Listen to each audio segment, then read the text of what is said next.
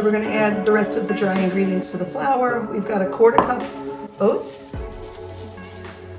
I actually sometimes add more oats if it seems a little moist. I will continue to add. I've got our grapeseed flour, the Santé grapeseed flour, which is a wonderful milled grapeseed press cake. After we make the oil, we're left with the flour. So I always add a tablespoon or 2 to anything I bake.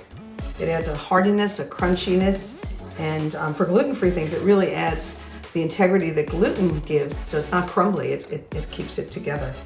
So I'm gonna do 2 tablespoons. And we've got a 1/3 cup of sugar, so not too much for the whole shebang. A tablespoon of baking powder. So it's a lot, but that's what gives it like a dry crunch crumble to the scones, and a teaspoon of salt. So that's all our dry, and now I'm gonna mix it so that it gets mixed together, and then I'll add the wet. So we're gonna add the wet ingredients.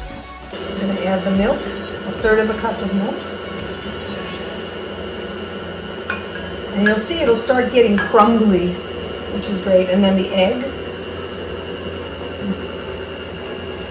and our grapeseed oil. It's also a 1/3 cup.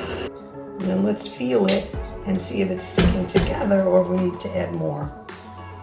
It's kind of nice, but I think maybe just a little. I mean, it's really nice. And you can see it starting to clump together, which is what you want. And then we add our nuts, the walnuts, and then our dates. I cut these up earlier. And then some raisins.